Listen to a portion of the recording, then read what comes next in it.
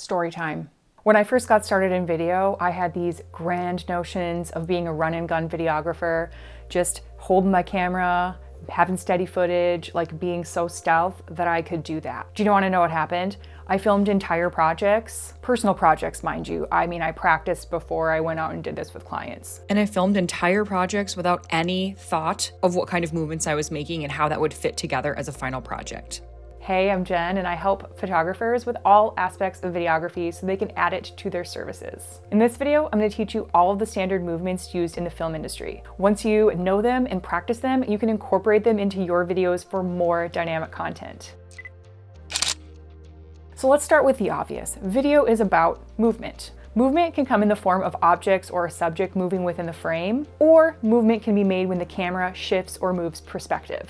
Today, we're going to define the movements made by the camera. These can be to shift perspective, convey emotion, or add compelling visual content to a video. Pan is when a camera moves left or right horizontally. Pans typically occur to reveal new information to the viewer by shifting what's in frame, and they're often used to follow movements of a subject. Tilt is when the camera moves up or down vertically. Tilts are also used to reveal new information to the viewer by shifting what's in frame, and also can give the subject a sense of dominance. Dolly in moves the camera in toward a subject, often to draw attention to a detail or in moments of introspection. Dolly out moves the camera away from the subject, revealing the surroundings or conveying a sense of isolation. Zoom. A change in focal length within the frame. Zooms in and out are difficult for the brain to comprehend since our eyes and brains do not have this ability. Zooms are used oftentimes in thrillers and horror movies. Before we move on to the last couple of movements, it's important to note that while all of these are typically done with a gimbal or tripod, you can also achieve the same effects while hand holding your camera. To see my tips for successful handheld video, click on this video right here. Please like this video if you've learned anything so far, and comment to tell me your favorite movie, because why not? Tracking or trucking shots move the camera physically through a scene. This can be side to side or front to back. The camera is often following the movements of a subject, but can also just track the scenery to help establish the setting. A slide is a smooth movement side to side. It's similar to tracking. Pedestal is when the camera moves straight up and down along a tripod's central column.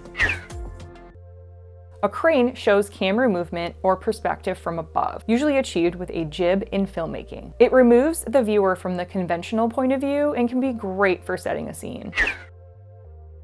Earlier, I mentioned video is about movement, but that doesn't always require the camera to move. Movement by you is not always necessary. For example, if a subject is moving, it's okay to stay still. Alternatively, if you have a stationary object or subject, it can be nice for the camera to have some movement, but it's not always necessary. It's also fine to move the camera and have a moving subject, or have the camera be still and have a still subject. Now, let's talk about how to evaluate your scene and subjects to select the most appropriate movements. So let's break it down. Choosing the type of movement, such as pan, tilt, truck, etc., comes down to your goals with your video and what clips will help best achieve your goal. These are things to think about before you start filming. I highly recommend creating a shot list. This goes even for documentary coverage. Even when you're working on the fly and you may not even know what's coming next, you can have an idea in your head about which types of movements are going to best tell your story and will make for the most dynamic content. Remember, variety is key. When in pre-production for any shoot, this includes when I'm working with small businesses, when I'm working with families in a more documentary style, I always use a tool called the Photo Reflection Journal to help me plan. It helps me to sit down, think through the project, and make a plan. It helps me to consider my clients, what their goal for the video is, and make sure it aligns with my goals, create a shot list, an overall plan for the shoot. I'll put the link for the Photo Reflection Journal in the description. Make sure you head and snag a copy for yourself. While there are countless ways to move the camera while filmmaking, these are the standards within the film industry. If you're ready to explore tools for stabilization, be sure to head to my video on just that and download my free stabilization checklist below. Before you go, be sure to hit the like button and subscribe to my channel so you don't miss out on the next video. Until next time.